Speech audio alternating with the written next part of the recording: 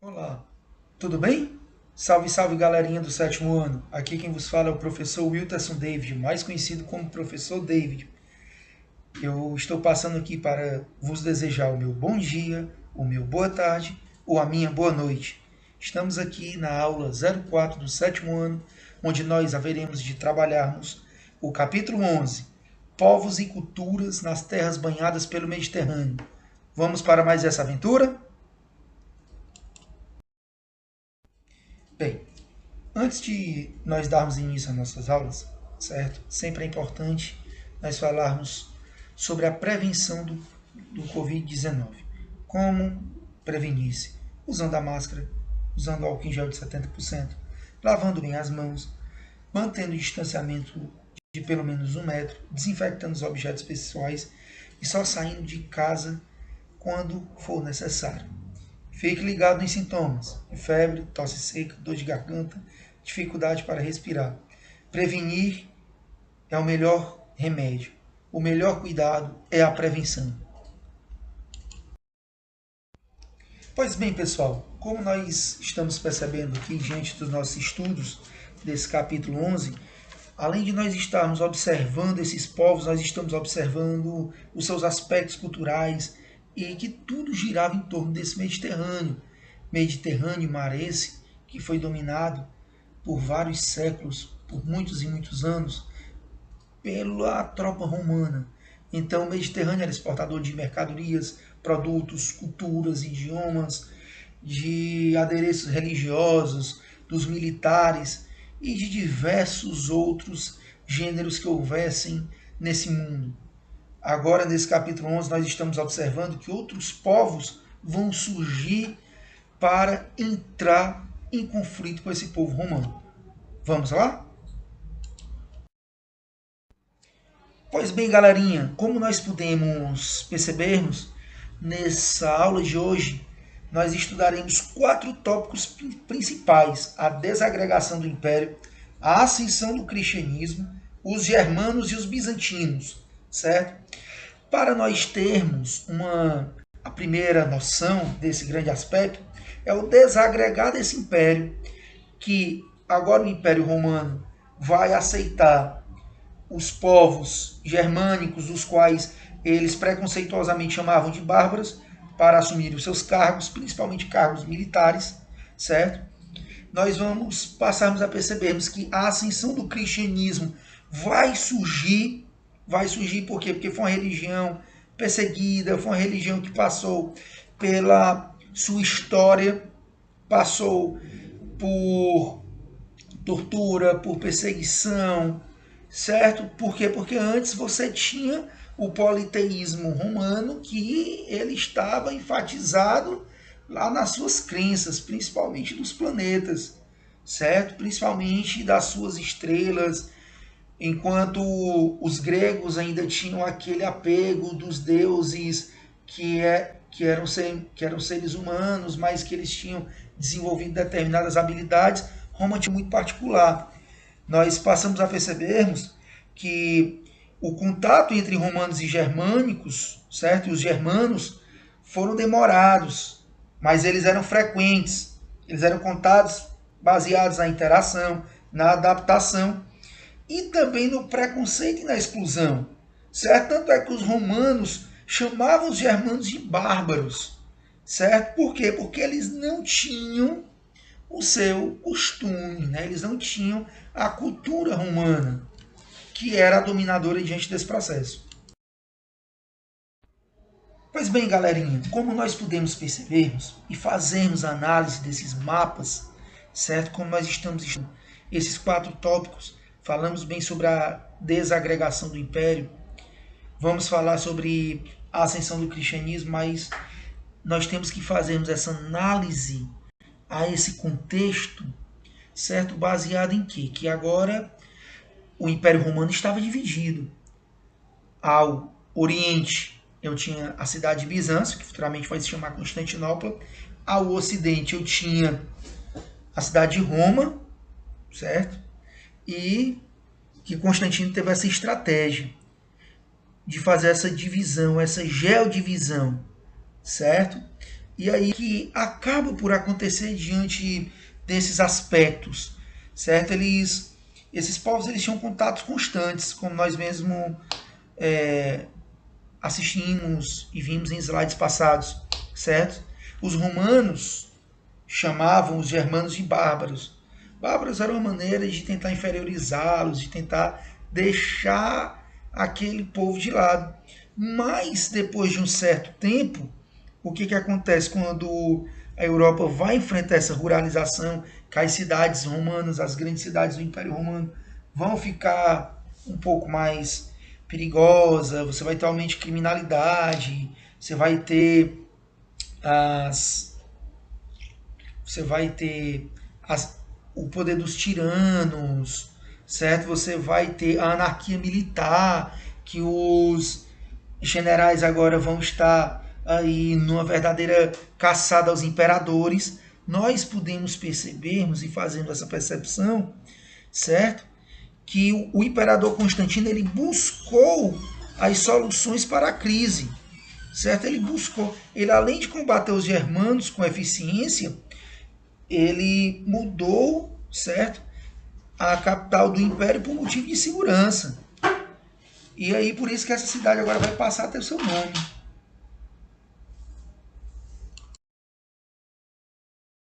Pois bem, como nós podemos fazermos essas percepções, esses estudos, antes da divisão de Constantino, né, dividiu o Império Romano em duas partes, Diocleciano também fazendo as suas análises, os seus estudos, criou a Tetrarquia, né, onde dividiu em 4 partes, certo? Mas o modelo de Constantino foi o que obteve mais sucesso e ele operou com mais eficiência, buscando as soluções para a crise, além de combater os germanos com uma certa eficiência, certo? Mas ele, por motivo de segurança, ele mudou essa capital.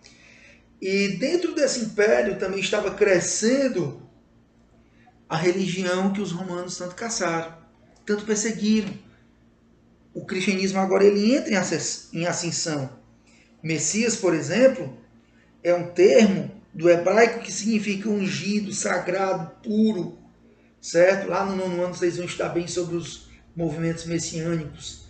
Mas o Messias ele tinha essa nomenclatura, esse significado lá do hebraico, certo? E nós observamos nesse slide, certo? Jesus e os seus seguidores mais próximos, que foram chamados de apóstolos, certo? E à direita nós temos o primeiro símbolo, o símbolo mais raiz do cristianismo, que era o peixe, e não o símbolo da cruz, que o símbolo da cruz vai ser uma adaptação, uma customização, quando a igreja passa a ser agora oficializada, né? Quando o cristianismo ele se institui numa instituição de igreja, onde o Estado romano vai oficializá-lo, e aí ele vai fazer uso desse símbolo.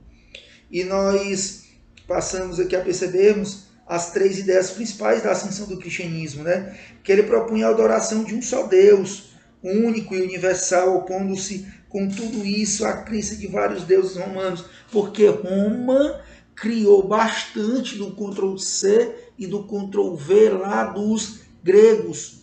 Os gregos chamavam seus deuses com nomes principalmente de estrelas, astros, certo? Tanto é que você observa, né? Zeus, você observa os nomes dos deuses gregos e você também vai fazer a observação dos deuses romanos, certo? E agora ele vai meio que centralizar isso, certo? A segunda, né? A segunda proposta, a segunda grande ideia de fazer com que a ascensão desse cristianismo ela seja meteórica, né? Porque eles vão passar pelas mais diversas perseguições, certo? Que ele afirmava ser o Messias, que ele traria a felicidade eterna e a quem merecesse, né? A quem merece, certo?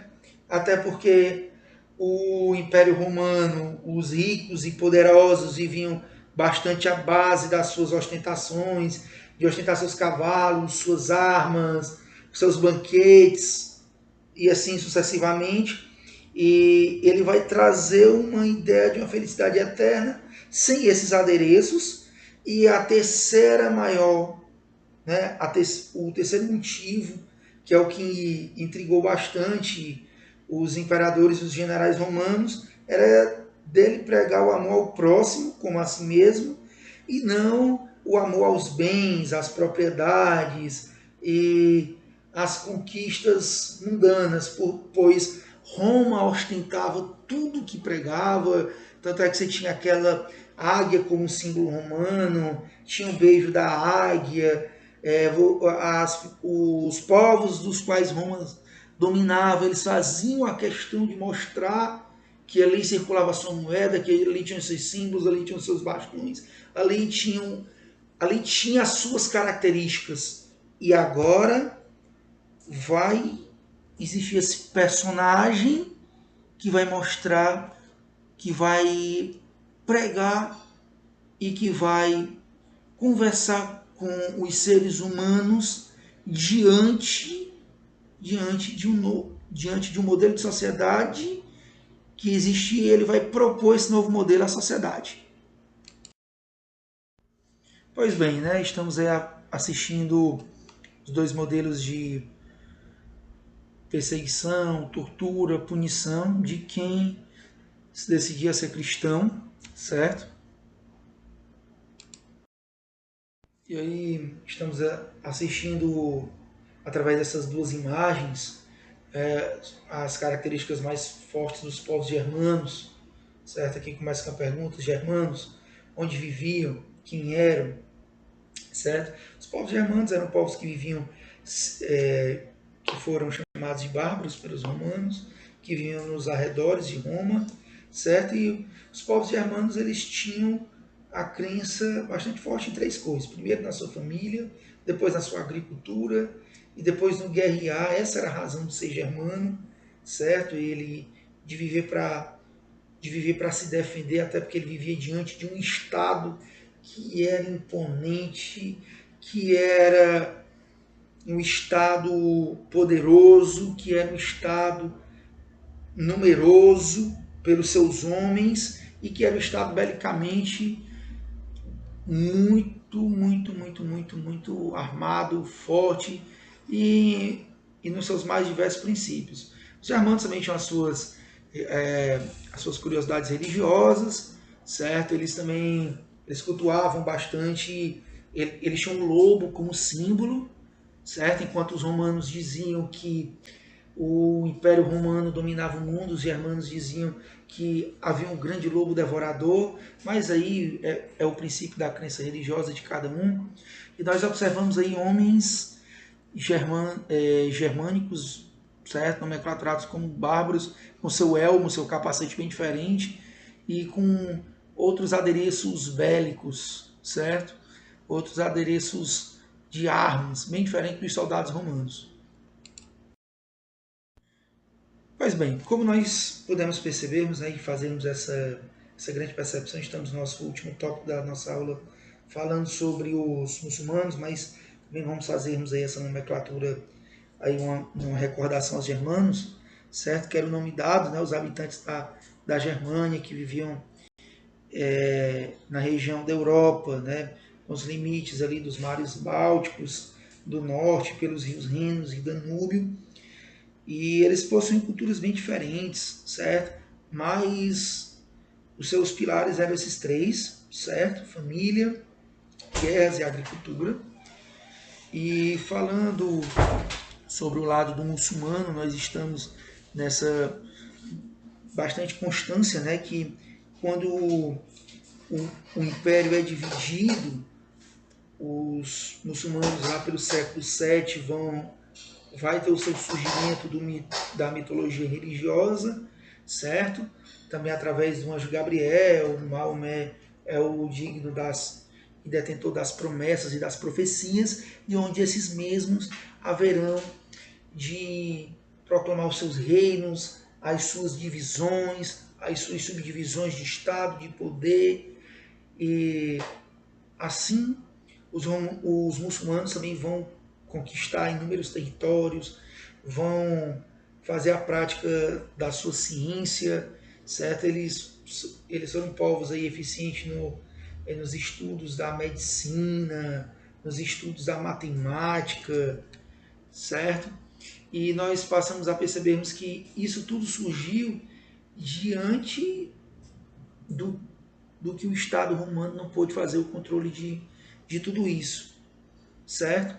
Surgiu também como uma religião que estava naquele momento abraçando aqueles que eram renegados. Bem, pessoal, eu só tenho a agradecer a vocês por tudo. Muito obrigado. Eu venho passando aqui para vos desejar o meu bom dia, o meu boa tarde, o meu boa noite, bons estudos e vamos focarmos nesses 4 tópicos dessa nossa aula. Primeiro tópico, anota aí, desagregação do Império Romano. Segundo tópico, ascensão do cristianismo. Terceiro tópico, germanos. Quarto tópico, bizantinos. Tchau, tudo de bom e fique com Deus. E até a próxima aula.